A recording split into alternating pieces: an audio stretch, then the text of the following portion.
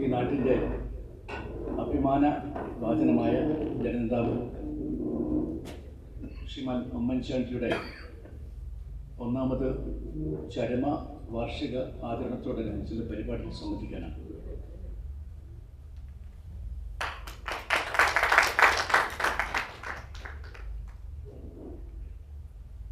എല്ലാ അർത്ഥത്തിലും ഈ ഒരു പരിപാടി നമ്മുടെയൊക്കെ തന്നെ മനസ്സിൽ ഉമ്മൻചാണ്ടി എന്ന മഹാനായ മനുഷ്യനെക്കുറിച്ചുള്ള ഓർമ്മ പുതുക്കാൻ, അദ്ദേഹത്തിൻ്റെ വ്യക്തിത്വത്തെ വിശകലനം ചെയ്തുകൊണ്ട് വിലയിരുത്താനൊക്കെ തന്നെ കിട്ടിയ ഒരു സന്ദർഭമായിട്ടാണ് ഞാൻ കാണുന്നത്. കേരളം കണ്ട ഏറ്റവും ജനകീയനായ ഭരണാധികാരി ആരാണെന്ന് നമ്മളോട് വല്ലവരും ചോദിച്ചാൽ സംശയ ലേശമെന്ന് നമുക്ക് പറയാൻ സാധിക്കും, ശ്രീമാൻ ഉമ്മൻചാണ്ടി മാത്രമാണ്. ആ പ്രിയങ്കരനായ എൻ്റെ സ്നേഹിതൻ വിദ്യാർത്ഥി രാഷ്ട്രീയ കാലം മുതൽ എൻ്റെ ഏറ്റവും അടുത്ത സുഹൃത്ത് ശ്രീ ഉമ്മൻചാണ്ടിയുടെ ദീപ്തമായ ഓർമ്മയ്ക്ക് മുമ്പിൽ ആദ്യമേ തന്നെ എൻ്റെ ആദരാഞ്ജലി അർപ്പിക്കുകയാണ്. ഒരു ജനാധിപത്യ സംവിധാനത്തിൽ ജനങ്ങളാണ് യജമാനന്മാരെന്ന് തിരിച്ചറിയുന്ന ഒരു ഭരണാധികാരിയായിരുന്നു ശ്രീ ഉമ്മൻചാണ്ടി. അതുകൊണ്ട് തന്നെയാണ് എല്ലാ കാലത്തും അദ്ദേഹം ജനങ്ങളോടൊപ്പമാണ് മുന്നോട്ട് പോയത്. ജനക്കൂട്ടമില്ലാതെ ഉമ്മൻചാണ്ടിക്ക് ജീവിക്കാൻ സാധ്യമല്ല. ആ ജനങ്ങളിൽ നിന്നാണ് ആവേശവും ഊർജവും പ്രചോദനവും എല്ലാം ഏറ്റുവാങ്ങിക്കൊണ്ട് അദ്ദേഹം എത്ര തന്നെ ശാരീരികമായ അസ്വാസ്ഥ്യങ്ങളുടെ സമയത്തും അദ്ദേഹം മുന്നോട്ട് പോയതാണ് ഞാൻ ഈ സന്ദർഭത്തോടെ. അഹങ്കാരം അത് ഉമ്മൻചാണ്ടിക്ക് ഒരിക്കലും ഉണ്ടായിട്ടില്ല.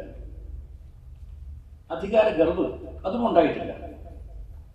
പിന്നെ ഒരു മുഖ്യമന്ത്രി രൂപത്തിൽ അനിവാര്യമായ ഘട്ടങ്ങളിലൊക്കെ തന്നെ ഒരു ചെറിയ രൂപത്തിൽ അകമ്പടിക്ക് വന്ന പോലീസുകാർ ഉണ്ടാകുമെന്ന് കവിഞ്ഞ് അമിതമായി ഈ തരത്തിൽ അംഗരക്ഷകന്മാരെ കൊണ്ടുപോയി 10-42 പോലീസുകാരെ അകമ്പടി സേവിക്കുന്ന ഒരു മുഖ്യമന്ത്രിയായിട്ട് ഉമ്മൻചാണ്ടിയെ നമുക്ക് കാണാൻ സാധിക്കില്ല. ഇതൊന്നുമില്ലാതെ തന്നെ ജനപക്ഷ രാഷ്ട്രീയത്തിൻ്റെ വഴിയിലൂടെ നെഞ്ച് ഉയർത്തിപ്പിടിച്ചുകൊണ്ട് മുന്നോട്ട് വെക്കാൻ അദ്ദേഹത്തിന് സാധിച്ചു എന്നാണ് അദ്ദേഹത്തിൻ്റെ പ്രത്യേകത. പിന്നെ ഉമ്മൻചാണ്ടിയുടെ മറ്റൊരു സവിശേഷത, അദ്ദേഹം വലിപ്പ ചെറുപ്പമില്ലാതെ പ്രായവ്യത്യാസമില്ലാതെ സമഭാവനയോടുകൂടി എല്ലാവരെയും കണ്ടുകൊണ്ട് നമ്മുടെ കേരളത്തിലെ പൊതുസമൂഹത്തിൽ ഒരു സമഭാവനയുടെ സംസ്കാരം തുടങ്ങിയ ഒരു നേതാവായിട്ടാണ് ഞാൻ അദ്ദേഹത്തോട് പറയുന്നത് കാണുന്നത്. പിന്നെ ജനങ്ങളോട് ഇത്രയേറെ കരുണ, ഇത്രയേറെ എന്തെന്നില്ലാത്ത കരുതൽ അത് കാണിച്ച ഭരണാധികാരികൾ എത്രയുണ്ടോ ചോദിച്ചാൽ ഒരു സംശയമില്ല, മറ്റാരുമില്ല. ഉമ്മൻചാണ്ടിക്ക് പകരമായിട്ട് ഉമ്മൻചാണ്ടിയെ മാത്രമാണ് നമുക്ക് കാണാൻ സാധിക്കുക. നിങ്ങൾക്ക് എന്താ അറിയാം, നീതിയെക്കുറിച്ച് നമ്മൾ പറയാറുണ്ട്.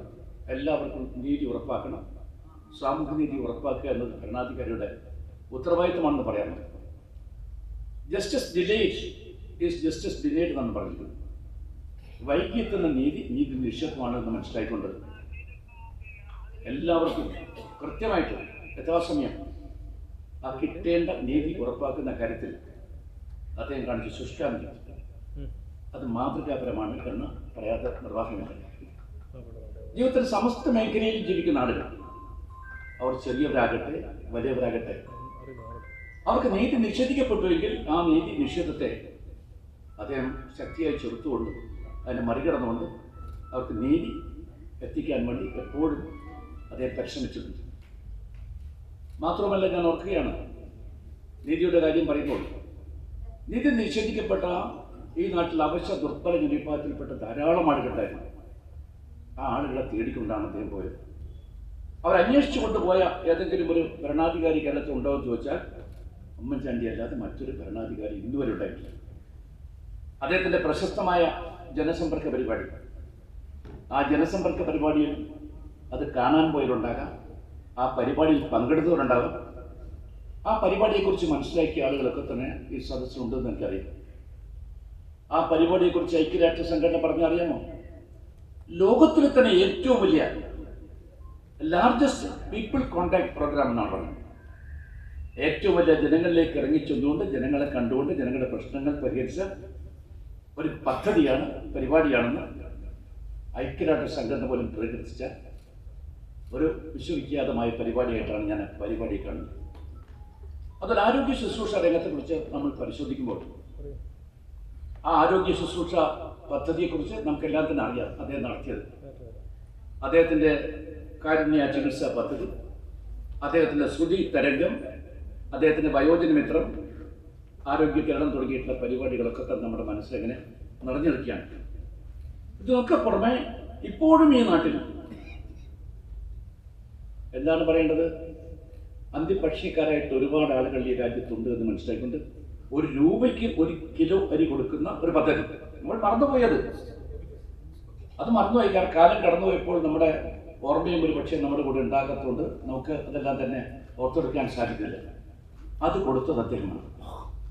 അതുപോലെ നമ്മുടെ എല്ലാ ഭൂപരിഷ്കരണങ്ങളെ കുറിച്ചൊക്കെ തന്നെ പറയുമ്പോഴും ഭൂരഹിതരായിട്ടുള്ള ആളുകൾ രാജ്യത്ത് ഇപ്പോഴും ഉണ്ട്. അവരെ കണ്ടെത്തിക്കൊണ്ട് ഭൂമിയില്ലാത്ത ഏതെങ്കിലും വ്യക്തി ഉണ്ടെങ്കിൽ അദ്ദേഹത്തെ ചുരുങ്ങിയത് 3.5 സെന്റ് ഭൂമി കൊടുക്കാൻ വേണ്ടി തീരുമാനിച്ച കേരളത്തിലെ മുഖ്യമന്ത്രിയാണ്, ഇന്ത്യ രാജ്യത്തെ മുഖ്യമന്ത്രിയാണ് ശ്രീമാൻ ഉമ്മൻചാണ്ടിയെ ഞാൻ പറയട്ടെ. അതുപോലെ പെട്രോളിയം ഉൽപ്പന്നങ്ങൾ, ആ പെട്രോളിയം ഉൽപ്പന്നങ്ങൾക്ക് വില വർദ്ധിച്ചു കഴിഞ്ഞാൽ സമസ്ത സാധന സാമഗ്രികൾക്കും വിലക്കയറ്റം ഉണ്ടാകുമെന്ന കാര്യം നമുക്കെല്ലാം തന്നെ അറിയാം. പ്രത്യേകിച്ച് ഒരു കൺസ്യൂമർ സ്റ്റേറ്റാണ് നമ്മുടെ കേരളം, ഒരു ഉപഭോക്തൃ സംസ്ഥാനം.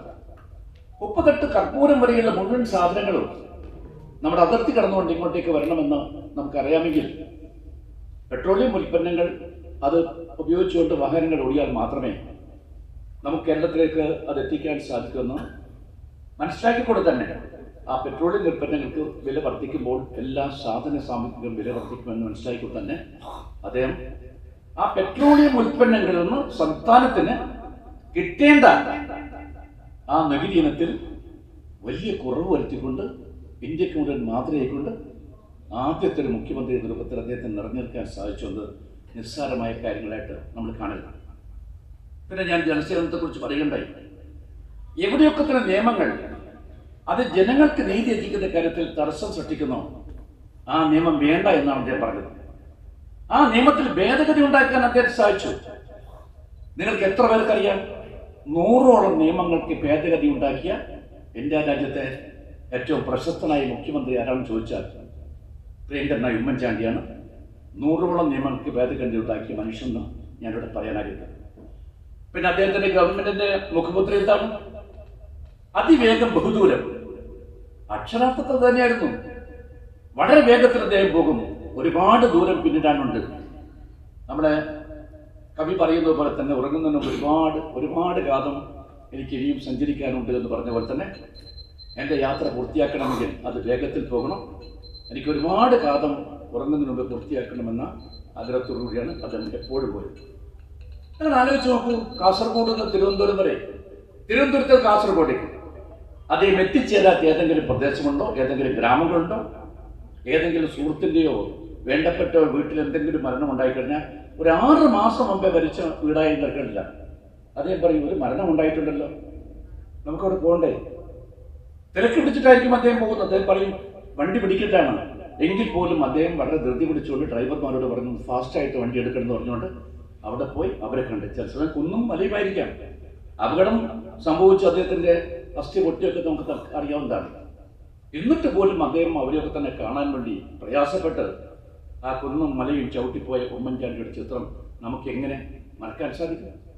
ഇതുപോലെ ലളിതമായ, ഇതുപോലെ എളിമയുണ്ട ഒരു മനുഷ്യൻ നമുക്ക് എവിടെ കാണാൻ സാധിക്കും? നമ്മളെല്ലാം ചിന്തിക്കേണ്ടതായിട്ടുണ്ട്. എനിക്ക് KSUവിൻ്റെ ഒരു നേതാവിനെ കാലത്ത് തന്നെ 1960കളിലാണ് ഞാൻ KSUവിൻ്റെ ജില്ലാ പ്രസിഡന്റ് മിസ്റ്റർ ദിവാകരൻ ഇപ്പോൾ ഓർക്കുകയാണ്.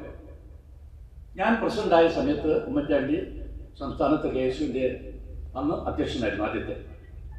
ആ സമയത്ത് അദ്ദേഹം പതിവായിട്ട് കോഴിക്കോട്ടേക്ക് വരാറുണ്ട്. കോഴിക്കോട്ടേക്ക് വരുമ്പോൾ ഉമ്മൻചാണ്ടി സ്ഥിതിയില്ല. അദ്ദേഹം വരും, അദ്ദേഹത്തിൻ്റെ അടുത്ത് ഒരു കറുത്ത ബാഗുണ്ട്, ചെറിയൊരു ബാഗ്, പ്ലാസ്റ്റിക് ബാഗുണ്ട്. അതിലൊന്നോ രണ്ടോ കുപ്പായമല്ലാതെ ഒന്നും ഉണ്ടാവില്ല. എത്ര ദിവസം പരിപാടിക്ക് വന്ന് 5 6 ദിവസത്തെ പരിപാടിക്ക് ഈ 2 കുപ്പായം കൊണ്ട് അദ്ദേഹത്തിന് എന്ത് ചെയ്യാൻ സാധിക്കും? ചിലപ്പോൾ ഇത് കീറിയതായിരിക്കും. അദ്ദേഹം വന്നാൽ അദ്ദേഹത്തിൻ്റെ കയ്യിൽ കാശുണ്ടാവില്ല. അദ്ദേഹം കോഴിക്കോട്ടെ നമ്മുടെ ടൗൺ ഹാളിൻ്റെ അടുത്തുള്ള OIT റോഡ്, ക്രൗൺ തിയേറ്ററിനടുത്തല്ല, അവിടെയായിരുന്നു അന്നത്തെ ജില്ലാ കോൺഗ്രസ് കമ്മിറ്റി ഓഫീസ്. മഹാനായ കോഴിപ്പുറത്ത് മാധവനും കുട്ടിമാളൂമ്മയും എല്ലാം ഉള്ള ഒരു കാലമായിരുന്നു അക്കാലം. ശ്രീമൻ കെ ഗോപാലായിരുന്നു ജില്ലാ കോൺഗ്രസ് കമ്മിറ്റി അധ്യക്ഷൻ. ആ ഉമ്മൻചാണ്ടി വന്നു കഴിഞ്ഞാൽ ഇന്നത്തെ ഏത് യുവജന പ്രസ്ഥാനത്തെ നേതാവായാലും ഏറ്റവും വില കൂടിയ ഹോട്ടൽ ഏതാണ്? അത് പഞ്ചനക്ഷത്രമാണെങ്കിൽ സന്തോഷം, അതാര് കൊടുത്താലും കുഴപ്പമില്ല. ആ ആദ്യത്തെ സ്വീകരിച്ചു കൊണ്ടുപോകുന്ന ഒരവസ്ഥയിലല്ല ശ്രീമാൻ ഉമ്മൻചാണ്ടി. അത് ഞാൻ സ്വീകരിക്കുകയുണ്ട്. ജില്ലാ കോൺഗ്രസ് കമ്മിറ്റിയുടെ അന്നത്തെ ബെഞ്ചിൽ കിടന്നുകൊണ്ട് അദ്ദേഹം രാഷ്ട്രീയം നടത്തിയെന്ന് പറഞ്ഞാൽ എന്നൊരു പക്ഷെ നിങ്ങൾക്ക് വിശ്വസിക്കാൻ സാധിക്കില്ല. അതാണ് പ്രിയപ്പെട്ട ഉമ്മൻചാണ്ടി. പലപ്പോഴും അദ്ദേഹം ആഹാരം കഴിച്ചിട്ടുണ്ടാവില്ല. ചോദിച്ചാൽ അദ്ദേഹം ഒന്നും പറയില്ല. നമുക്ക് ഭക്ഷണം കഴിക്കാൻ പോകുമ്പോൾ എന്നാ വരാമെന്ന് പറഞ്ഞിട്ട് പോകും. എന്നാൽ എനിക്ക് വിശക്കുന്നു എന്ന കാര്യം അദ്ദേഹം ഒരിക്കലും പറഞ്ഞിട്ടില്ല എന്ന കാര്യം ഞാൻ സൂചിപ്പിക്കട്ടെ. പലപ്പോഴും ഞാൻ അദ്ദേഹമായിട്ട് യാത്ര നടത്തിയിട്ടുണ്ട്. കാസർഗോഡ് നിന്നൊക്കെ തന്നെ ഞങ്ങളന്ന് KSRTC ബസ്സിലാണ് വരാൻ. ആ ബസ്സിൽ വന്നാൽ ചില സ്ഥലത്തൊക്കെ തന്നെ നമുക്കെല്ലാം ബസ് നിർത്തുന്ന ഒരു സ്ഥലമുണ്ട്. അവിടേക്ക് എത്തിക്കഴിഞ്ഞാൽ അദ്ദേഹത്തിൻ്റെ വിശപ്പിൻ്റെ ആ കാഠിന്യം എത്രത്തോളം ഉണ്ട് എന്ന് മനസ്സിലാക്കാൻ എനിക്ക് അവസരമുണ്ടായിട്ടുണ്ട്. കൊയിലാണ്ടിയിൽ ഹോട്ടലുണ്ട്. രാത്രി അർദ്ധരാത്രിയൊക്കെ തന്നെ ഹോട്ടൽ തുറന്നു വയ്ക്കുന്ന ഹോട്ടലാണ്. ആ ഹോട്ടലൊക്കെ പോയി കഴിഞ്ഞാൽ ഇത്രയും വിശപ്പ് ഈ മനുഷ്യൻ ഉണ്ടായിരുന്നു എന്നും നമുക്ക് മനസ്സിലാക്കുക. എന്തായാലും കുഴപ്പമില്ല, അദ്ദേഹം ഭക്ഷണമുണ്ടെങ്കിൽ കഴിക്കും, ഇല്ലെങ്കിൽ കഴിക്കില്ല. അങ്ങനെ ജീവിച്ച ഒരു മനുഷ്യനെ നമുക്ക് വേറെ നോക്കിക്കാണാൻ സാധിക്കില്ല എന്ന് ഞാനിവിടെ പറയാൻ ആഗ്രഹിക്കുന്നു. പിന്നെ നോക്കൂ, ഉമ്മൻചാണ്ടിയെ നിങ്ങൾക്ക് ആർക്കെങ്കിലും ഉമ്മൻചാണ്ടിയെ കാണണമെന്ന് ആഗ്രഹിച്ചുകൊണ്ട് കാണാത്തവരായിട്ട് ആരെങ്കിലും ഉണ്ടോ? അത് ഏത് ശാസ്ത്രമായാലും കുഴപ്പമില്ല, എവിടെയായാലും കുഴപ്പമില്ല. നിങ്ങൾക്കറിയാമല്ലോ അദ്ദേഹത്തിൻ്റെ ഓഫീസിനെ കുറിച്ച് ഞാൻ പറയാറുണ്ടായിരുന്നു. ഓഫീസ് ഇങ്ങനെയാവരുത്, കുറച്ചുകൂടി ഡിസിപ്ലിൻ വേണം ഓഫീസിന്. അദ്ദേഹം ചിരിക്കുകയുള്ളൂ, ഇത്രയും പറയില്ല. ഒരു ദിവസം നിങ്ങൾ അറിയുമോ, അദ്ദേഹം ഇല്ലാത്ത ദിവസം അവിടെ വന്ന സന്ദർശകന്മാരുടെ കൂട്ടത്തിൽ ഒരു ഭ്രാന്തൻ കയറി അദ്ദേഹത്തിന് കസാലയിരുന്നു. അത് വാർത്തയായിരുന്നു. ഞാൻ പറഞ്ഞു, ഉമ്മൻചാണ്ടി പല ഘട്ടങ്ങളിൽ ഞാൻ പറഞ്ഞിട്ടുണ്ടായിരുന്നു സ്നേഹിതൻ രൂപത്തിൽ നിങ്ങളുടെ ഓഫീസിന് കുറച്ചുകൂടി അച്ചടക്കം വേണം പറഞ്ഞപ്പോൾ എങ്ങനെ അച്ചടക്കം ഉണ്ടാക്കാനാണ്? അന്ന് ആ മനുഷ്യൻ കാണിച്ച അഭിപ്രായങ്ങളൊക്കെ നിങ്ങൾക്കറിയാമെന്ന് ഞാൻ വിശ്വസിക്കുന്നു. എന്നിട്ടും ഉമ്മൻചാണ്ടി ചിരിച്ചുകൊണ്ട് അദ്ദേഹത്തോട് ഒന്ന് എഴുന്നേറ്റാൽ കൊള്ളാം എന്നാണ് പറഞ്ഞിരിക്കുന്നത്. അദ്ദേഹത്തെ പിടിച്ചു മാറ്റിയില്ല. അംഗരക്ഷകന്മാരെ കൊണ്ടുവന്നിട്ട് അദ്ദേഹത്തിന്റെ കൈക്ക് ചങ്ങല വെച്ചുകൊണ്ടൊന്നും കുഴപ്പമില്ല. അതാണ് പ്രിയപ്പെട്ട ഉമ്മൻചാണ്ടി എന്ന് പറയട്ടെ. പരാതിയില്ല, പരിഭവമില്ല. എന്തൊരു വിനയമധുരമായ പെരുമാറ്റമാണ്. ആര് പോയാലും അദ്ദേഹത്തിന്റെ പെരുമാറ്റം അങ്ങനെയാണ്. കടലാസ് എടുക്കും, അപ്പം തന്നെ നോട്ട് കുടിക്കും, എന്നിട്ട് ചെയ്യേണ്ട കാര്യങ്ങൾ എന്താണെന്ന കാര്യം അദ്ദേഹം ചെയ്തു കൊടുക്കും. ചെറുപ്പത്തിൽ ഞാൻ ഓർക്കുന്നു, 60കളുടെ ആ അവസരത്തിലാണ് അദ്ദേഹം കോഴിക്കോട്ട് ഞാൻ പറഞ്ഞല്ലോ കൃത്യമായിട്ട് വരാറില്ല. അത് ഞാൻ KSUവിന്റെ ജില്ലാ അധ്യക്ഷനായിരുന്നു. 10ാം സംസ്ഥാന സമ്മേളനം കോഴിക്കോട്ട് നടക്കുന്നു. KSUവിൽ ഇന്നോളമുള്ള ചരിത്രമെടുത്ത് പരിശോധിച്ചു കഴിഞ്ഞാൽ ഏറ്റവും മഹത്തായ, ഏറ്റവും വലിയ പ്രാതിനിധ്യമുള്ള, ഏറ്റവും വലിയ വിദ്യാർത്ഥികൾ പങ്കെടുത്ത വൻപിച്ച ഘോഷയാത്രയോട് നടത്തപ്പെട്ട സംസ്ഥാന സമ്മേളനം ഏതാണെന്ന് ചോദിച്ചാൽ 10ാം സംസ്ഥാനത്തിന് മുമ്പുമില്ല, സംസ്ഥാനത്തെ സമ്മേളനത്തിന് പിൻപും മാത്രം ഒരു സമ്മേളനം ഉണ്ടായിട്ടില്ല. അവിടെ വെച്ച് ഇന്നത്തെ പോലെയല്ല. ഇന്നൊക്കെ ഏതെങ്കിലും ഒരു നേതാവുമായിട്ട് ബന്ധമുണ്ട് എങ്കിൽ പിന്നെ നമുക്ക് പറയേണ്ട കാര്യമില്ല. നിങ്ങൾക്ക് ഏത് പദവി വേണോ അനായാസന നേടിയെടുക്കാൻ സാധിക്കുന്ന സാഹചര്യമായിരുന്നില്ല അന്ന്. ഇലക്ഷൻ ഉണ്ടായിരുന്നു, മിസ്റ്റർ മമ്പ്രത് ഖാൻ ഓർമ്മ ഉണ്ടായിരിക്കും. ആ തെരഞ്ഞെടുപ്പിലൂടെയാണ് ഉമ്മൻചാണ്ടി അന്ന് അധ്യക്ഷനായത്. ആ തെരഞ്ഞെടുപ്പിലാണ് അദ്ദേഹത്തിന്റെ ഉപാധ്യക്ഷനായിട്ട് ഞാൻ പ്രവർത്തിച്ചത്. ആ കാലമൊക്കെ തന്നെ ഞാനിപ്പോൾ വികാരത്തോടുകൂടി അനുസ്മരിക്കാൻ ആഗ്രഹിക്കുകയാണ്. അങ്ങനെ ഒരുപാട് ഓർമ്മകൾ എൻ്റെ മനസ്സിൽ ഇപ്പോഴുമുണ്ട്. വിദ്യാർത്ഥികൾക്ക് ഒരു ഉണർവുണ്ടാക്കിയ കാലഘട്ടം എന്താണെന്ന് ചോദിച്ചാൽ ഉമ്മൻചാണ്ടിയുടെ കാലഘട്ടമാണ്. ആ വിദ്യാർത്ഥികൾ സമൂഹത്തിൽ എത്രത്തോളം പ്രാതിനിധ്യം വഹിക്കാൻ സാധിക്കും, അവർക്ക് എത്ര ഉത്തരവാദിത്വ ബോധത്തോടെ പ്രവർത്തിക്കാൻ സാധിക്കുമെന്ന് ഇന്ത്യ രാജ്യത്തിന് കാണിച്ചു കൊടുത്ത കാലഘട്ടം ആ കാലം. ആ കുട്ടികൾക്ക് ഉണർവ് മാത്രമല്ല, ദിശാബോധം ഉണ്ടാക്കി കൊടുത്തു. അതാണ് സ്ഥിതി. പിന്നെ വിദ്യാർത്ഥി യുവജന രാഷ്ട്രീയത്തിൽ അതിൽ നിങ്ങൾക്കെല്ലാം തന്നെ മനസ്സിലാക്കണം, അതിൻ്റെ ശക്തി എത്രത്തോളമുണ്ട്, അതിൻ്റെ സാധ്യത എത്രത്തോളമുണ്ട്. അതാദ്യമായിട്ട് കേരളം തിരിച്ചറിഞ്ഞത് ഉമ്മൻചാണ്ടി KSUവിൻ്റെ അധ്യക്ഷനായ ആ കാലഘട്ടത്തിൽ തന്നെയാണ് എന്ന് ഞാൻ വിശ്വസിക്കുന്നു. 1967 കാലത്ത് നിങ്ങൾക്കെല്ലാം തന്നെ അറിയാം, ഇന്ത്യൻ നാഷണൽ കോൺഗ്രസ് തകർന്നൊരു കാലമായിരുന്നു അത്. ഉത്തരേന്ത്യൻ സംസ്ഥാനങ്ങൾ തകർന്നു, അതുപോലെ കേരളത്തിൽ തകർന്നു. സാക്ഷാൽ പനമ്പള്ളി ഗോമയിൽ പോയി ദൂരം ജീവിച്ചിരുന്ന കാലമായിരുന്നു. അന്ന് അദ്ദേഹം കോൺഗ്രസ് നോക്കിക്കൊണ്ട് പറഞ്ഞെന്താണ്, മല്ലേശ്വറിന്റെ വില്ല് പോലെ തകർന്നിരിക്കുന്നു ഈ പ്രസ്ഥാനം, ആർക്ക് നേരെയാക്കാൻ സാധിക്കുമെന്ന് വിലപിച്ച ഒരു കാലഘട്ടമായിരുന്നു അത്. ആ കേരളത്തിലെ കോൺഗ്രസ് പ്രസ്ഥാനത്തെ ഒരു തിരിച്ചുവരവിന്റെ പാതയിലൂടെ കൊണ്ടുപോയിട്ട് തീർച്ചയായിട്ടും KSU പ്രസ്ഥാനം യൂത്ത് കോൺഗ്രസ് പ്രസ്ഥാനമാണെന്ന് ഞാനിവിടെ അടിവര ഇട്ട് പറയാൻ ആഗ്രഹിക്കുകയാണ്. അതുപോലെ അദ്ദേഹത്തിന്റെ KSU പ്രസിഡന്റായ കാലത്തുള്ള മറ്റൊരു പദ്ധതിയെക്കുറിച്ച് ഞാൻ പറയാം. നിങ്ങൾക്കെല്ലാം തന്നെ അറിയാവുന്ന പോലെ തന്നെ വലിയൊരു ഭക്ഷ്യക്ഷാമം ഉണ്ടായ കാലഘട്ടമായിരുന്നു 66, 67 കാലഘട്ടമൊക്കെ തന്നെ. ഭക്ഷണമില്ല, ജനങ്ങൾക്ക് ഒരു നേരത്തെ ഭക്ഷണം കഴിച്ചുകൊണ്ട് പോകാൻ സാധിക്കാത്തൊരു ചുറ്റുപാടായിരുന്നു ഉണ്ടായിരുന്നത്. അതുകൊണ്ട് കുട്ടികൾക്കിടയിൽ കൃഷിയോടുള്ള ആഭിമുഖ്യം വർദ്ധിപ്പിച്ചുകൊണ്ട് ഓണത്തിൽ ഒരു പറ നെല്ല് എന്ന് പറഞ്ഞൊരു പദ്ധതി. ആ പദ്ധതി നിങ്ങൾക്ക് പറയുമ്പോൾ തോന്നും അത് എന്താണ് ആ പദ്ധതി എന്ന കാര്യം. എല്ലാവർക്കും കൃഷിയുണ്ടോ, കൃഷിഭൂമിയുണ്ടോ? ഇല്ല. പിന്നെ എങ്ങനെയാണ് ഈ ഒരു പറ നെല്ല് ഓണക്കാലത്തേക്ക് കുട്ടികൾ ഉണ്ടാക്കുക? ആ കുട്ടികളോട് തരിശായി കിടക്കുന്ന പ്രദേശം കണ്ടെത്തിക്കൊണ്ട് അതിൻ്റെ ഉടമ ആരാണോ അവരുമായിട്ട് ബന്ധപ്പെട്ടുകൊണ്ട് ഞങ്ങളുടെ കുട്ടികൾ കൃഷി ഇറക്കാൻ പോവുകയാണ്, സഹകരിക്കണം, ഞങ്ങൾക്ക് ഒന്നും വേണ്ട, ആ കൃഷി ഇറക്കിയിട്ട് ഈ പറയുന്ന നെല്ല് ഉൽപ്പാദിച്ചു കഴിഞ്ഞാൽ കുട്ടികൾക്ക് കൊടുക്കുന്നേ കൊടുക്കാം, അല്ലെങ്കിൽ നിങ്ങൾക്ക് എടുക്കാമെന്ന് പറഞ്ഞുകൊണ്ട് തുടങ്ങിയ പദ്ധതി. ആ പദ്ധതിയുടെ ഔപചാരികമായ ഉദ്ഘാടനം നിർവഹിച്ചാൽ ഇപ്പോഴും മറക്കുന്നു. കുന്നംകുളത്ത് വെച്ചായിരുന്നു. അന്ന് MN ഗോവിന്ദൻ നായർ, കോൺഗ്രസ്സുകാരനായിരുന്നല്ലോ MN ഗോവിന്ദൻ നായർ. അന്ന് MN ഗോവിന്ദൻ നായരായിരുന്നു കൃഷിമന്ത്രി. അദ്ദേഹത്തെ വിളിച്ചുകൊണ്ടാണ് ആ പരിപാടി ഉദ്ഘാടനം ചെയ്തത്. ആ പരിപാടി കാണാൻ വേണ്ടി പശ്ചിമ ബംഗാളിൽ നിന്ന് കുറേ വിദ്യാർത്ഥികൾ വന്നു. അതിലൊന്നാണ് നമ്മുടെ ദാസ് മുൻഷി, അതിലൊന്നാണ് നമ്മുടെ സൗഗത് റായ് എന്ന് പറഞ്ഞ കേന്ദ്രമന്ത്രിയായിരുന്ന മനുഷ്യൻ. ഇവരെല്ലാം തന്നെ വന്നുകൊണ്ട് അന്നത്തെ പരിപാടി കണ്ടുകൊണ്ട് എങ്ങനെയാണ് ഈ വിദ്യാർത്ഥി പ്രസ്ഥാനം ക്രിയാത്മകമായിട്ട് പ്രവർത്തിക്കുക എന്നതിന് ഉജ്ജ്വലമായ മാതൃകയാണ് KSU പറഞ്ഞുകൊണ്ട് അവർ ഇവിടെ നിന്ന് പോയിട്ടാണ് പശ്ചിമ ബംഗാളിൽ പോയി KSU കഴിഞ്ഞാൽ ഇന്ത്യ രാജ്യത്തെ ഏറ്റവും വലിയ വിദ്യാർത്ഥി പ്രസ്ഥാനമായിട്ട് ഛാത്ര പരിഷത്ത് മാറിയത്. ആ ഛാത്ര പരിഷത്ത് പശ്ചിമ ബംഗാളിൽ എത്ര നേതാക്കന്മാരെ വളർത്തിയെടുത്തിട്ടുണ്ട് എന്ന കാര്യം ആ വിദ്യാർത്ഥി രാഷ്ട്രീയ ചരിത്രം പരിശോധിക്കുന്ന മുഴുവൻ ആളുകൾക്കും മനസ്സിലാക്കാൻ സാധിക്കുമെന്ന് ഞാൻ വിശ്വസിക്കുന്നു. പിന്നെ 1970 കാലഘട്ടം അതൊരു രാഷ്ട്രീയത്തിലെ വഴിത്തിരിവായിരുന്നു ഉമ്മൻചാണ്ടിയെ സംബന്ധിച്ചിടത്തോളം. ആ കാലഘട്ടം കേരളത്തിലെ കോൺഗ്രസിനും ഒരു നവോത്ഥാനത്തിന്റെ കാലഘട്ടമായിരുന്നു. ആ കാലഘട്ടത്തിലാണ് ഒരുപാട് യുവാക്കന്മാർ ടിക്കറ്റിൽ അന്ന് നിയമസഭയിലേക്ക് എത്തുന്നത്. പുതുപ്പള്ളിയിൽ ഉമ്മൻചാണ്ടി ജയിക്കുന്നു. ഉമ്മൻചാണ്ടി ജയിക്കുന്നവരെ ആ നിയോജകമണ്ഡലം കമ്മ്യൂണിസ്റ്റ് മാർക്സിസ്റ്റ് പാർട്ടിയുടെ ഒരു ഉരുക്കുവടിയായിരുന്നു. ഒരു ത്രികോണ മത്സരത്തിൽ EM ജോർജിനെ പരാജയപ്പെടുത്തിയാണ് അദ്ദേഹം വിജയിക്കുന്നത്. ഞാൻ ഈ പറയുന്ന യുവാക്കന്മാരുടെ കൂട്ടത്തിലാണ് ശ്രീമാൻ AK ആന്റണി ഉണ്ടായിരുന്നത്. അദ്ദേഹം ജയിക്കുന്നു, ചേർത്തലയിരുന്നു. നമ്മുടെ N രാമകൃഷ്ണൻ, നമുക്കെല്ലാം തന്നെ അറിയാവുന്ന കണ്ണൂരിലെ കോൺഗ്രസ് പ്രസ്ഥാനത്തിന്റെ നായകൻ അല്ലെങ്കിൽ അസ്ഥിവാരം ഉണ്ടാക്കിയ നേതാവരാണെന്ന് ചോദിച്ചാൽ ഒറ്റ ഉത്തരമേ പറയാനുള്ളൂ, N രാമകൃഷ്ണൻ. ആ N രാമകൃഷ്ണൻ എന്ന ഇടക്കാട് നിയോജകമണ്ഡലത്തിൽ നിന്ന് ജയിക്കുന്ന ഒരു കാലമായിരുന്നു കേരളം. പട്ടണ ഗോപാലകൃഷ്ണൻ, അദ്ദേഹം കൊട്ടാരക്കരയിൽ ജയിക്കുന്നു. നമ്മുടെ എല്ലാം തന്നെ പ്രിയങ്കരനായ ശ്രീമാൻ തലശ്ശേരിക്കാരൊക്കെ എല്ലാവർക്കും അറിയാം ശ്രീമാൻ ഷൺമുഖദാസ്, അദ്ദേഹം ബാലുശ്ശേരിയിൽ വിളിക്കുന്നു. അങ്ങനെ കുറേ ആളുകളെ അന്ന് വിജയിപ്പിച്ചെടുക്കാൻ നമുക്ക് സാധിച്ച് ഞാൻ ഈ സന്ദർഭത്തിൽ ഓർക്കാൻ ആഗ്രഹിക്കുകയാണ്. ആ കാലഘട്ടത്തിൽ തന്നെയാണ് 2 ട്രൈബൽ നേതാക്കന്മാരുടെ ചെറുപ്പക്കാർ, വയനാട്ടിൽ നിന്ന് MV രാജൻ മാസ്റ്ററും അതുപോലെ രാഘവൻ മാസ്റ്ററും, അടുത്ത തന്നെ പിന്നീട് ഏറ്റവും പ്രശസ്തരായ MLA മാരായിരുന്നു.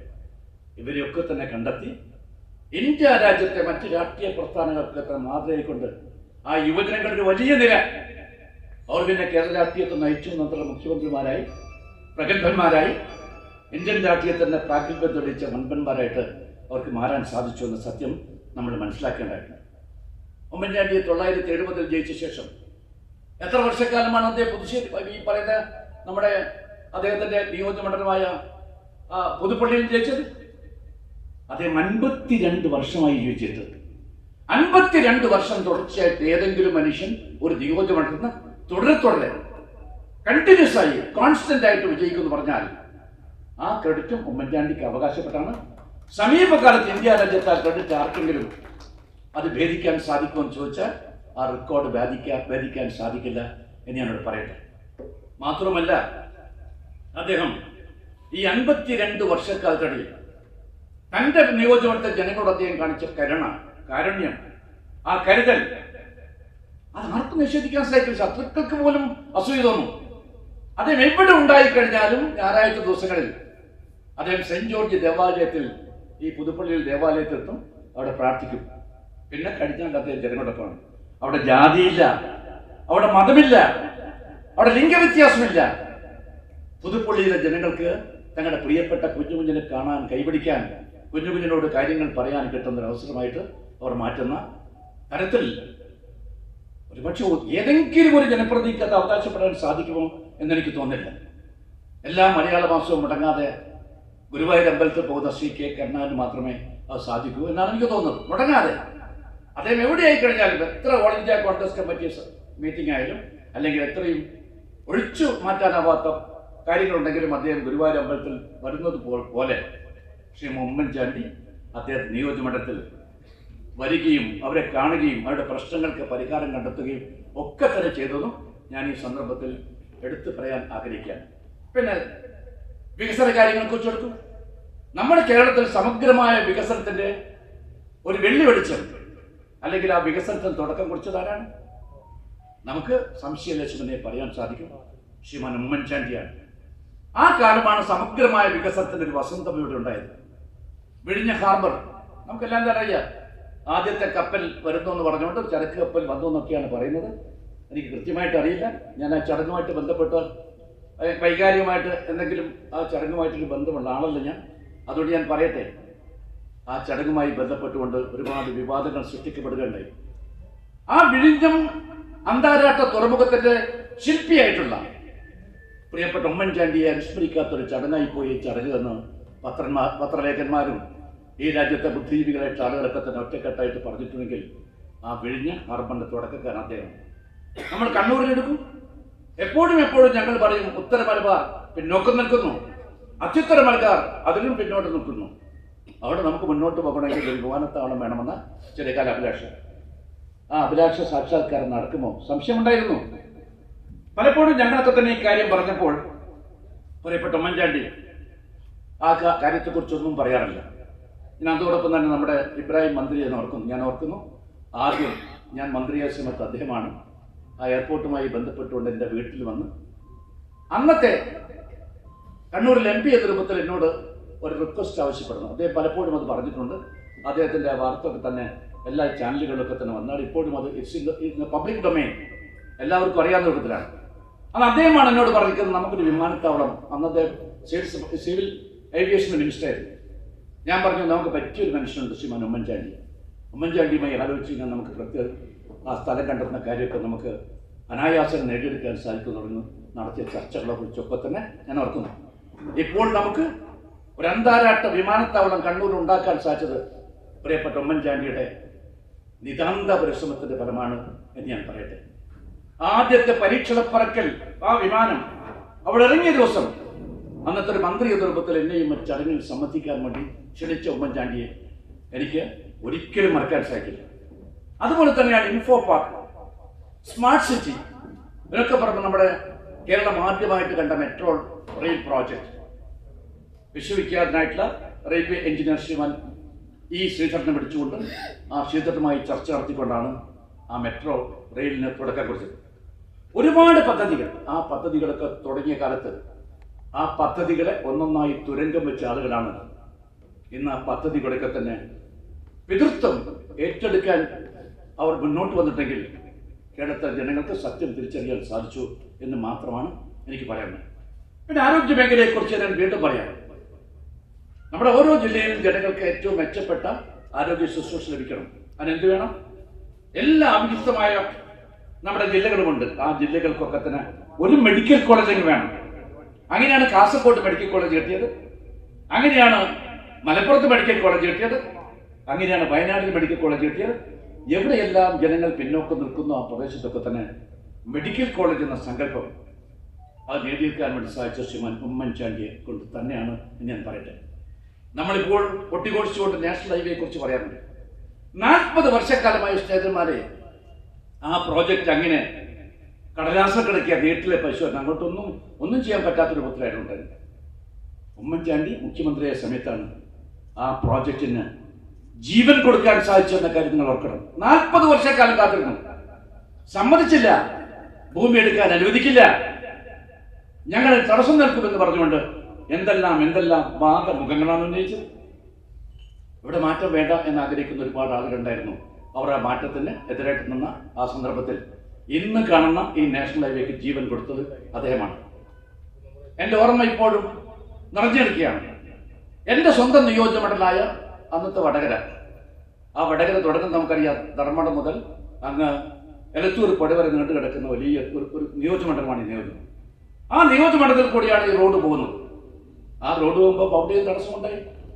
അവിടെ ഈ പറയുന്ന വികസന വിരോധികളായിട്ടുള്ള ആളുകൾ മാത്രമല്ല, അവിടെ ചില തീവ്രവാദ സംഘടനകളൊക്കെ രംഗത്ത് വന്നുകൊണ്ട് അവിടെ ജനങ്ങളോട് സഹകരിക്കാൻ പാടില്ല എന്ന് പറഞ്ഞുകൊണ്ട് സമരം നടത്തിയ സമയമായിരുന്നു.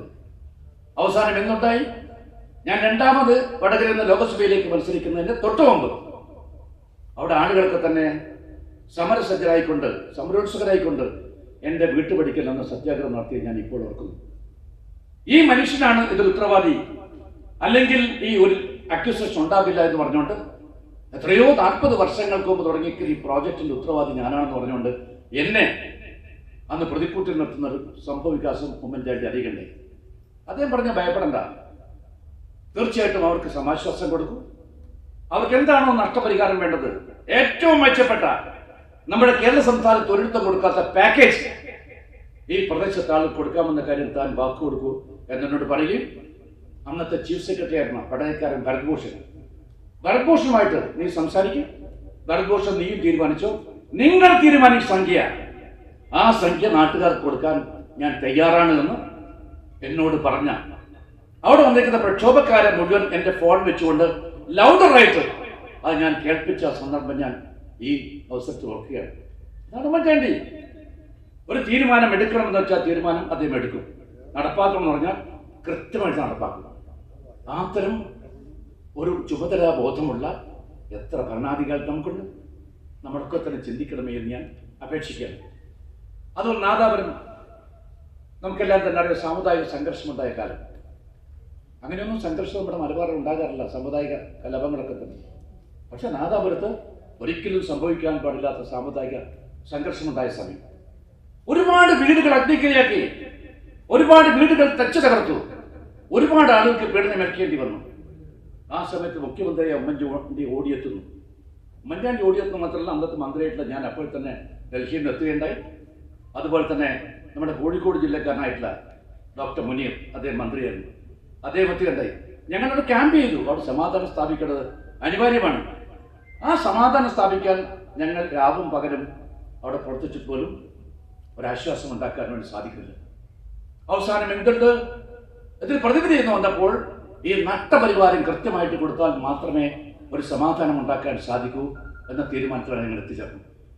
ശ്രീ ഉമ്മൻചാണ്ടി പറഞ്ഞു, അവിടെ നഷ്ടപരിഹാരം കൊടുക്കുന്നതുമായിട്ട് ആലോചിക്കാൻ വേണ്ടി ഞാനൊരു ഉദ്യോഗസ്ഥ സംഘത്തെ ഇങ്ങോട്ടേക്ക് അയക്കാൻ തീരുമാനിക്കുക, നിങ്ങളുടെ തീരുമാനം ഇപ്പോൾ അറിയിക്കാം. പക്ഷേ അവർ ഏതൊരു നഷ്ടപരിഹാരമാണോ കൊടുക്കാൻ തീരുമാനിക്കുന്നത്, എത്ര സംഖ്യയാണോ കൊടുക്കാൻ സാധിക്കുന്നത്, അത് അവർ കൊടുക്കുന്നതിലപ്പുറം നമുക്ക് കൊടുക്കാം, പുറത്ത് പറയേണ്ട. ഡോക്ടർ മുനീറിനെ വിളിക്കുമെന്ന് പറഞ്ഞ് മുനീറിനെ വിളിച്ചു. പറഞ്ഞു, മിസ്റ്റർ മുനീർ, മുല്ലപ്പള്ളിയായിട്ട് സംസാരിക്കാൻ നിങ്ങൾ രണ്ടുപേരും കൂടി തീരുമാനിച്ചു, ആ നഷ്ടപരിഹാരം ഞാൻ കൊടുക്കും. പക്ഷെ ഔദ്യോഗികമായിട്ട് ഒരു കമ്മിറ്റി വന്നു, അത് അന്വേഷിച്ച് റിപ്പോർട്ട് സമർപ്പിക്കട്ടെ എന്ന് പറഞ്ഞുകൊണ്ട് അവിടെ ഞങ്ങൾ പറഞ്ഞ സംഖ്യ, ആ സംഖ്യയാണ് വീടുകൾ നഷ്ടപ്പെട്ട, അഗ്നിക്കിരയായ, നാശനഷ്ടങ്ങൾ സംഭവിച്ച കുടുംബത്തിനൊക്കെ തന്നെ കൊടുത്തു എന്ന കാര്യം ഞാൻ ഈ സദസ്സിൽ വെച്ച് കൃത്യമായിട്ട് ഞാൻ പറയാനായിരിക്കും. അതാണ് ഉമ്മൻചാണ്ടി. അതുപോലെ തന്നെ പൗരത്വ ബില്ലുമായി ബന്ധപ്പെട്ടുകൊണ്ട് സമരം ആളിപ്പെടുന്ന സന്ദർഭം ഞാൻ ഉമ്മൻചാണ്ടിയും ശ്രീമാൻ രമേശ് ചെന്നിത്തലയും അന്ന് ഡൽഹിയിലെ കേരള ഹൗസിൽ ഔദ്യോഗികമായ കാര്യവുമായി ബന്ധപ്പെട്ടുകൊണ്ട് പോകുന്നത്, പാർട്ടിയുമായി ബന്ധപ്പെട്ട പ്രശ്നമായിട്ട് പോകുന്നത്. അപ്പോഴാണ് ജവഹർലാൽ നെഹ്റു യൂണിവേഴ്സിറ്റിയിൽ പഠിക്കുന്ന ഒരു വിദ്യാർത്ഥി ഡോക്ടർ ബാസിൽ, അദ്ദേഹം ഇപ്പോൾ നമ്മുടെ നാദാപുരത്ത് പ്രാക്ടീസ് ചെയ്തുകൊണ്ടിരിക്കുകയാണ്. ഡോക്ടർ ബാസിൽ അദ്ദേഹം പരിക്കേറ്റുകൊണ്ട്, രക്തം ഒലിപ്പിച്ചുകൊണ്ട് ഞങ്ങളെ കാണാൻ വേണ്ടി വന്നിരിക്കുന്നു. ഡൽഹി യൂണിവേഴ്സിറ്റി ആകെ എന്തെന്നില്ലാത്ത കുഴപ്പമുണ്ടായിരിക്കുന്നു. അവിടെ RSSും അതുപോലെ തന്നെ വിശ്വ ഹിന്ദു പരിഷത്തും ഒക്കെ തന്നെ കടന്നുകൊണ്ട് ഞങ്ങൾ വേട്ടയാടിക്കൊണ്ടിരിക്കുകയാണ്, സമരം അവസാനിപ്പിക്കണമെന്ന് പറയുകയാണ്. പക്ഷേ ഈ പൗരത്വ ബില്ല് ഞങ്ങൾ പുറകോട്ട് പോകില്ല എന്ന് അവരൊക്കെ തന്നെ ഒറ്റക്കെട്ടായിട്ട് ഡൽഹി യൂണിവേഴ്സിറ്റി കുട്ടികൾ പറയുന്ന കാലമായിരുന്നു. ഞങ്ങൾ അങ്ങോട്ടേക്ക് പോവുകയുണ്ടായി. ആ സമരവുമായി ബന്ധപ്പെട്ടുകൊണ്ട് പീഡനമേറ്റിക്കുന്ന ഒരുപാട് ആൺകുട്ടികളും പെൺകുട്ടികളും രക്തമൊലിപ്പിച്ചുകൊണ്ട് നിൽക്കുന്നു. ഉമ്മൻചാണ്ടി പറഞ്ഞു, നമുക്ക് എന്ത് ചെയ്യാൻ സാധിക്കും, ഞങ്ങൾ സ്വകാര്യം ഈ കാര്യങ്ങൾ ചർച്ച ചെയ്യുകയും. ഉമ്മൻചാണ്ടി പറഞ്ഞു, നമുക്ക് സത്യാഗ്രഹം ഇരിക്കാം. ഞാനൊരു മുൻ മുഖ്യമന്ത്രിയിലെ ഡൽഹി അഡ്മിനിസ്ട്രേഷനൊക്കെ തന്നെ എന്നെ അറിയുമല്ലോ. അദ്ദേഹം പറഞ്ഞ വാക്ക് കേട്ടുകൊണ്ട് ഞാനും ഉമ്മൻചാണ്ടിയും രമേശും അടക്കമുള്ള ഞങ്ങളോടൊപ്പം വന്നിരിക്കുന്ന നേതാക്കന്മാരെല്ലാം തന്നെ അവിടെ ഞാൻ ഇപ്പോഴും ഓർക്കുന്നു. സബർമതി ആശ്രമം എന്ന് പറഞ്ഞ വിദ്യാർത്ഥികളുടെ ഒരു ഹോസ്റ്റലുണ്ട്. ആ ഹോസ്റ്റൽ മുമ്പിൽ ഞങ്ങൾ നിരാഹാര സത്യാഗ്രഹം പ്രഖ്യാപിക്കുന്നു. ഉത്തരവാദപ്പെട്ട ആളുകൾ വരുന്നു. പിന്നെ അവിടെ ഒരു ശാന്തത കൈവരിക്കാൻ സാധിച്ചത് ഞാൻ ഈ സന്ദർഭത്തിൽ. അത് കഴിഞ്ഞ് ഞങ്ങൾ പോയത് ഞാൻ ഇപ്പോഴും ഓർക്കുന്നു, ഷാൻബാഗിലേക്കാണ് പോയത്. ആ ഷാൻബാഗിൽ നടന്ന സംഭവം നിങ്ങൾക്കെല്ലാം തന്നെ ആയിരക്കണക്കായ മുസ്ലിം സഹോദരിമാർ ആ ഷാൻബാഗിൽ അന്ന് ജാമ്യ മില്ലിക്ക് മുമ്പിലുള്ള ആ റോട്ടിൽ എത്രയോ ദിവസം അവിടെ നിരാഹാരം കിടക്കുന്നത് സ്ഥിതി നമ്മൾ കാണുകയുണ്ടായി. അവർ സമരത്തിൽ പിരിഞ്ഞു പോകില്ല. ഞങ്ങൾ ഈ രാജ്യത്തെ പൗരന്മാരാണ്, ഞങ്ങൾ ഇവിടെ നിന്ന് എങ്ങോട്ടേക്ക് പോകേണ്ടവരല്ല എന്ന് പറഞ്ഞുകൊണ്ട് മുദ്രാവാക്യം വിളിക്കൊണ്ട് ഇരുന്നൊരു സമയത്ത് ഞങ്ങൾ അവിടെ പോവുകയുണ്ടായി. അവരുമായിട്ട് ഐക്യദാർഢ്യം പ്രകടിപ്പിച്ചുകൊണ്ട് അവരോടൊപ്പം ഒരു ദിവസം മുഴുവൻ ഞങ്ങൾ ഇരുന്നത് ഞാൻ ഈ സന്ദർഭത്തിൽ. അതാണ് ഉമ്മൻചാണ്ടി. ഉമ്മൻചാണ്ടിയുടെ സ്വഭാവം അതാണ്. ആ ഉമ്മൻചാണ്ടിയുടെ ആ സ്വഭാവത്തെ നമുക്ക് ഓർത്തെടുക്കുമ്പോൾ ആ ഉമ്മൻചാണ്ടിയെ പോലെ എത്ര നേതാക്കന്മാർ ഇന്നുണ്ട് എന്ന് ഞാൻ ഇവിടെ ഓർക്കാൻ ആഗ്രഹിക്കണം. ജനകീയ നേതാവ് എന്ന രൂപത്തിൽ അവല്ലാന്നേരം ചിന്തിക്കേണ്ടതായിട്ടുണ്ട്. ആ ഉമ്മൻചാണ്ടിയെ ഇല്ലാത്ത ഒരുപാട് ആരോപണങ്ങളുടെ ആ ശരശയ്യയിൽ കിടത്താൻ വേണ്ട ശ്രമം നടന്നത് കേരളത്തിൽ മറക്കാൻ സാധ്യത. ആ ഇല്ലാത്ത ആരോപണങ്ങൾ അദ്ദേഹത്തെ വ്യക്തിഹത്യ നടക്കാൻ തീരുമാനിച്ച ആളുകളെല്ലാം നിരാശരാക്കേണ്ടി വന്നു. അവസാനം സത്യവിശ്വാസിയായിട്ട് ശ്രീമാൻ ഉമ്മൻചാണ്ടി ആ ആരോപണങ്ങളെല്ലാം തന്നെ അടിസ്ഥാനരഹിതമാണ് എന്ന് തെളിയിച്ചുകൊണ്ട് ആ സത്യവിശ്വാസി ഉയർത്തി നിൽക്കുന്ന കാഴ്ചയാണ് കേരളത്തിൽ കാണാൻ സാധിച്ചത്. നിസ്സാരമായിട്ട് ആണ് നിങ്ങൾ കണക്കാക്കരുത് എന്നാണ് എനിക്ക് പറയുന്നത്. രോഗഗ്രസ്തരായി കിടക്കുന്ന ഉമ്മൻചാണ്ടി, ആ ഉമ്മൻചാണ്ടി നിര്യാതനായ ശേഷമാണ് സെൻട്രൽ ബ്യൂറോ ഓഫ് ഇൻവെസ്റ്റിഗേഷൻ കോടതി മുമ്പാകെ ഇത് സംബന്ധമായിട്ട് റിപ്പോർട്ട് സമർപ്പിച്ചത്. ആ റിപ്പോർട്ടിൽ പറഞ്ഞിരിക്കുന്നു, ഈ ആരോപണമായിട്ട് ഉമ്മൻചാണ്ടിക്ക് വിദൂരമായ ബന്ധം പോലും ഉണ്ടായിട്ടില്ല എന്ന് പറയുമ്പോൾ ആ ഉമ്മൻചാണ്ടിയെക്കുറിച്ച് ഞാൻ മറ്റൊന്നും വിശേഷിപ്പിക്കാൻ ആഗ്രഹിക്കില്ല. അദ്ദേഹം അന്ന് തന്നെ അചഞ്ചലനായിക്കൊണ്ട് എന്നോട് എൻ്റെ വീട്ടിൽ വന്ന് പറഞ്ഞ കാര്യം ഞാൻ ഓർക്കുന്നു. ഞാൻ കുറ്റവാളിയല്ല, എൻ്റെ നിരപരാധിത്വം തെളിയിക്കപ്പെടുമെന്ന് അദ്ദേഹം പറഞ്ഞിട്ടുണ്ടെങ്കിൽ അത് പൂർണ്ണമായിട്ടും അദ്ദേഹത്തിന് തെളിയിക്കാൻ സാധിച്ചിട്ടുണ്ട്. അതുകൊണ്ടാണ് ഞാൻ പറഞ്ഞത്, സത്യവിശ്വാസിയായ ഉമ്മൻചാണ്ടിയുടെ ഒരിടത്തെന്നിരിപ്പായിട്ടാണ് ഞാൻ അതിനെ നോക്കിക്കാണാൻ ആഗ്രഹിക്കുന്ന കാര്യം. നമുക്കെല്ലാം തന്നെ അറിയാം.